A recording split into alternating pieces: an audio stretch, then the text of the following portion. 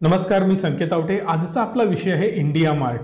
Direct हा multibagger stock 50% down झाला।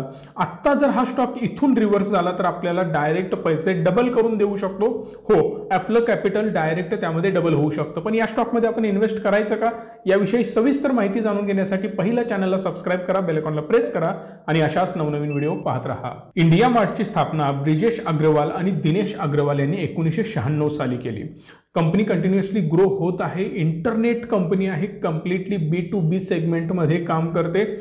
एक सिंपल कन्सेप्ट यांची आहे, तुम्हाला जर प्रोडक्ट कुठलाही सेल करायचा असेल तर तुम्ही तिथून सेल करू शकता आणि ज्याला बाय करायचा आहे तो तिथून बाय करू शकतो। एकदम simple concept. Maximum wholesale market जे आहे आपण त्याला मानू शकतो। 60% मार्केट शेअर या कंपनीकडे आहे आणि आता सध्या जर बघितलं 143 मिलियन बायर्स आहेत, 7 मिलियन सप्लायर्स आहेत आणि 80 मिलियन प्रोडक्ट अँड सर्व्हिसेस या वेबसाईटवर अवेलेबल आहेत। सगळं ठीक आहे, पण कंपनीची ही दुरावस्था का? सिंपली आपल्याला थोडंसं त्यांच्या फंडामेंटल अनालिसिसमध्ये लक्ष द्यावं लागेल। मार्केट कॅप आहे 14,749 कोटी रुपये, करंट प्राइस आहे 4,826 आणि कंपनीने हाय बनवला होता 9,952 आणि लो बनवला होता 4,300 रुपयाचा। ऑलमोस्ट हा स्टॉक 50% डाऊन आहे आत्ता जर तुम्ही बाय केलात तर। पीई रेशो सध्याच्या स्थितीला सुद्धा 48 पाहायला मिळतो। ROCE आहे 39.5। सेल्स ग्रोथ मात्र 11%ची, जवळपास 12% आहे लास्ट इयरच्या कंपॅरिझनमध्ये। आणि जर तुम्ही त्यांची सेल्स ग्रोथ मागच्या 5 वर्षाची बघितली तर 22% आहे। चांगली सेल्स ग्रोथ आहे, पण मागील इयरच्या तुलनेत आता जी ग्रोथ आहे ती थोडीशी कमी झालेली आहे। पुढे मी ते पण तुम्हाला डिस्कस करून दाखवणारच आहे। प्राइस टू अर्निंग आहे 48.5, प्रमोटर होल्डिंग 49.5 इकडे पाहायला मिळतं। प्रॉफिट अँड लॉस स्टेटमेंटमध्ये आपण बघू शकतो सेल्स कंपनीचा 2010 साली 31 कोटी रुपयाचा होता, तिथून कंटिन्युअसली ग्रो होताना आपल्याला पाहायला मिळतो। प्रत्येक वर्षीचा आकडा मी वाचून दाखवणार नाही। 2021 मध्ये 665 आणि आता 729, म्हणजे प्रत्येक वर्ष हे पुढे जाताना दिसलं। म्हणजे प्रत्येक वर्षाचा सेल हा वाढत जाणारा होता, कमी होत नव्हता। पहिल्या वर्षी 10 साली कंपनी लॉस मेकिंग होती, लॉस मेकिंग, पण तिथून पुढे 19 साली 2019 मध्ये पहिल्यांदा कंपनीने प्रॉफिट कमवलं। 20 मध्ये 146 कोटी रुपये प्रॉफिट, 21 मध्ये 287 कोटी रुपये प्रॉफिट आणि 2022 मध्ये 304 कोटी रुपये। आणि हे अजून सुरू आहे, अजून हे प्रॉफिट वाढू शकतं। म्हणजे कंटिन्युअसली कंपनी ग्रो होते, प्रत्येक वर्षामध्ये कंपनीचं प्रॉफिट वाढत चाललं आहे। ऑपरेटिंग प्रॉफिट मार्जिन्स जर तुम्ही बघितले तर खूप जास्त फ्लक्च्युएट होताना इकडे आपल्याला पाहायला मिळतात आणि ही एक थोडीशी निगेटिव्ह गोष्ट मानू शकता। मागच्या वर्षीच्या तुलनेत यावर्षी थोडंसं हे डाऊन झालेलं आहे।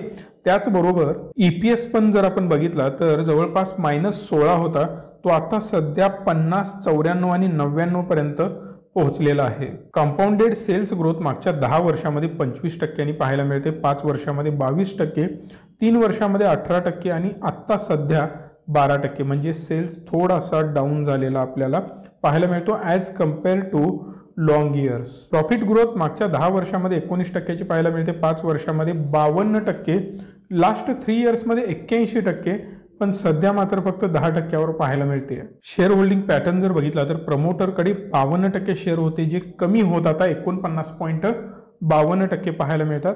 FIIs 10%पासून 26%पर्यंत पोहोचले, DIIs 3%पासून 5%पर्यंत पोहोचले, पब्लिक मात्र 33%वरून 18%पर्यंत पोहोचलेला आहे। म्हणजे पॅनिक सेलिंग आपल्याला इकडे पाहायला मिळतं पब्लिक कडून मॅक्सिमम, आणि FIIsने सुद्धा यामध्ये सेलिंग केलेलं आहे, ते आपण पुढे डिस्कस करणारच आहोत। कंपनीचे क्वार्टरली रिझल्ट जर तुम्ही आता स्क्रीनवर बघत असाल तर तुम्हाला एक गोष्ट कळेल, ते जास्त इम्प्रेसिव्ह वाटत नाही। काही क्वार्टर्समध्ये कंपनीने चांगला परफॉर्म केलेला नाही, हा एक इश्यू आहे। तुम्ही OPM पर्सेंटेज इकडे बघू शकता जी ड्रॉप होत चाललेली आहे, 50 वरून 46, 43 पाहायला मिळाली। डायरेक्ट प्रॉफिट जर तुम्ही बघितलं नेट प्रॉफिट तर 91 वरून डायरेक्ट 85, परत 84, ते सुद्धा डिक्लाइन होताना पाहायला मिळालं। थोडंसं प्रॉफिट पण या कंपनीमध्ये डाऊन होताना दिसलं। दुसरी महत्त्वाची गोष्ट, आता सध्याच्या स्थितीमध्ये एक महत्त्वाची गोष्ट, एम्प्लॉयमेंट कॉस्ट कंपनीची वाढत आहे। कंपनीला मोठ्या प्रमाणात टेक्निकल एक्सपर्ट्सची गरज आहे, त्यामुळे IT सेक्टरमध्ये थोडासा बूम आपल्याला पाहायला मिळतो, जेणेकरून जे एम्प्लॉईज आहेत त्यांना रिटेन करणं थोडंसं कठीण आहे, जेणेकरून कंपनीला जास्त सॅलरी द्यावी लागते, मॅनपॉवर रिटेन्शनसाठी काम करावं लागत आहे आणि ते एक्सपेन्सेस सध्या कंपनीचे वाढत आहेत. काही पॉझिटिव्ह गोष्टी म्हणजे कंपनी ॲक्विजिशन पण करत आहे. व्यापार ॲपमध्ये 27% कंपनीने ॲक्विजिशन केलेलं आहे 61.5 कोटी रुपये इन्व्हेस्ट करून. जवळपास कंपनीचं व्हॅल्युएशन 887 कोटीपर्यंत पोहोचलं आहे. दुसरी अजून एक कंपनी आहे बिझी इन्फोटेक, त्यामध्ये सुद्धा इन्व्हेस्टमेंट करून काही ॲक्विजिशन कंपनीने केले आहेत आणि हे एक पॉझिटिव्ह साईडला आहे कारण कंपनीला अजून जास्त एक्सपांड करायचं आहे. पण कंपनीचा चार्ट काय सांगतो? इकडे जर आपण स्क्रीनवर बघितलं तर जवळपास 9,500च्या पण वर गेला होता. आपण राऊंड फिगर पकडून चालू 10,000 रुपयावरून डायरेक्ट हा स्टॉक 4,500 वर सध्या ट्रेड करतोय. त्यामध्ये 200 डेज मुव्हिंग ॲव्हरेजलाही ब्रेक करून हा स्टॉक खाली आलेला आहे. ही लाईन तुम्ही बघू शकता, ही लाईन ब्रेक करून हा सध्या त्याच्याही खाली ट्रेड करतोय. दुसरी गोष्ट इकडे तुम्ही लक्ष देऊन बघितलं तर ओव्हरसोल्ड झोनमध्ये हा स्टॉक आहे. ओव्हरसोल्ड झोनमध्ये असणं म्हणजे तुम्हाला माहितीच आहे. सध्या जर तुम्ही इकडे बघितलं तर हा ओव्हरसोल्ड झोनमध्ये आहे आणि इथून हा स्टॉक चांगल्या प्रकारे रिव्हर्स होण्याचे चान्सेस आता सध्या मला वाटत आहेत. म्हणूनच मी हा व्हिडिओ बनवतोय. जर इन डेप्थ आपल्याला बघायचं असेल तर काही गोष्टी अजून आपल्याला क्लिअरिफाय कराव्या लागतील. कुठल्या लेवलपर्यंत हा स्टॉक येऊ शकतो थोडासा मी चार्ट क्लिअर करून तुम्हाला एक्सप्लेन करण्याचा प्रयत्न करेन. सध्या हा स्टॉक ज्या लेवलला आहे ही कम्प्लिटली सपोर्ट लेवल आहे आणि खाली इकडे जर बघितलं तर 4,000ची एक सायकोलॉजिकल लेवल आहे. या लेवलपासून सुद्धा तो पुन्हा रिव्हर्स होऊ शकतो, त्या लेवलपर्यंत जाण्याचा प्रयत्न करू शकतो. त्यामुळे नेहमीप्रमाणे व्हिडिओला लाईक करा, शेअर करा, चॅनलला सबस्क्राईब करा आणि असेच नवनवीन व्हिडिओ पाहत राहा. धन्यवाद. Stay tune and stay positive.